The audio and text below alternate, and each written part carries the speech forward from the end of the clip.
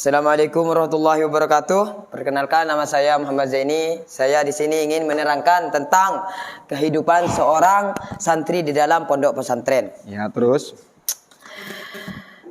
Kehidupan seorang santri di dalam pondok pesantren adalah suatu hal berarti yang tidak semua orang merasakan suka dan duka. Pengalaman menjadi seorang santri memiliki cerita sendiri yang mungkin tidak semua orang merasakan. Artinya, pengalaman seorang santri di sini menjadi cerita diri sendiri. Pahit manisnya kehidupan seorang santri itu lebih mandiri, jauh dari orang tua, kerabat, dan teman-teman. Artinya, di sini jadi seorang santri itu harus mandiri, kuat, tahan duka maupun tahan duka. Dari saya pengen bertanya, Ya. Kan sekarang kan Mas bisa dikatakan udah berhenti dari pondok. Ya.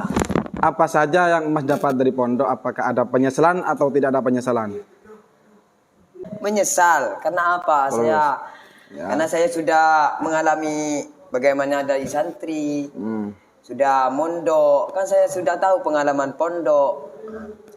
Kalau pikir kehidupan di luar sana dari kalau kita ada di pondok lebih enak yang mana, Mas? Ya pasti kalau ditanya sama zaman sekarang, Ya.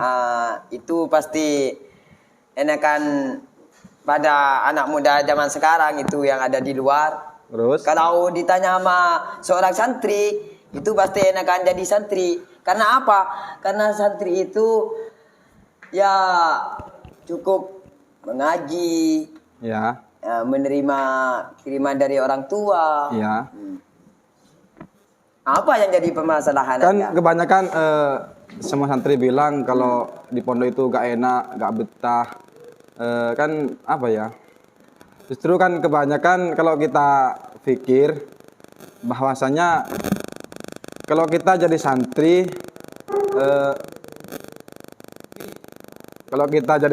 lebih enak mana? Kalau kita tidak menjadi santri.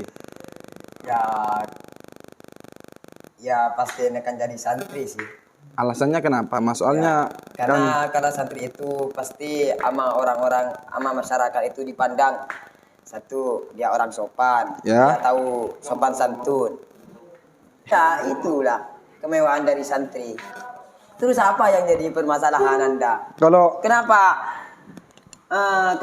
Anda tidak suka menjadi santri sekarang? enggak, Mas, soalnya kan saya pengen bertanya. Kan saya ini pengen berhenti lah dari pondok. Cuman saya itu ragu. Ada yang bilang kalau berhenti itu enak, gimana gitu.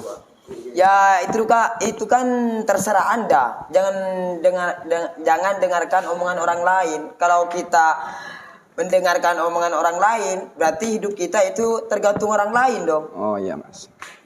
Kalau saya ingin bertanya, Mas, kan Mas sekarang kan kuliah dari rumah. Ya. Kan saya di pondok. Lebih apa ya? Lebih enak mana kalau kita kuliah dari pondok atau kita kuliah dari luar? Contohnya sama Mas kuliah di rumah sambil ya gitulah. Ya itu sih tergantung diri sendiri. Kadang orang itu tidak sama pemikirannya. Yang satunya enakan kuliah dari pondok, yang satunya enakan kuliah dari rumah. Itu sih bertentangan menurut saya pribadi sih. Enakan kuliah dari luar. Karena apa? Karena kuliah dari luar itu satu, bergaul dengan masyarakat. Itu pasti ada pemasukan dari masyarakat. Yang kedua, enak sih, kadang membantu orang lain gitu. Kalau ada kesusahan, kalau di luar, kalau di pondok kan cuma tahu isi pondok doang, nggak bisa kemana-mana. Artinya nggak bebas seperti orang luar. Gini, Mas, kalau kalau kita pikir kalau kita kuliah sambil mondok itu dapat 2, Mas. Iya Mas, saya paham Mas. Karena kita bisa belajar dari Ilmu agama. kemahasiswaan dan juga ilmu keagamaan. Kalau kita waktu kita sholat berjamaah, kita menghafal kan disiplin kalau di pondok. Iya. Kalau kita di luar belum tentu kita teratur, Mas. Terima kasih, Mas ya. Iya Mas, sama-sama Mas. Ya, Langsung. jadi mungkin cukup dari saya. Kalau ada kata-kata yang tidak pantas, mohon maaf. Assalamualaikum warahmatullahi wabarakatuh. Waalaikumsalam warahmatullahi wabarakatuh.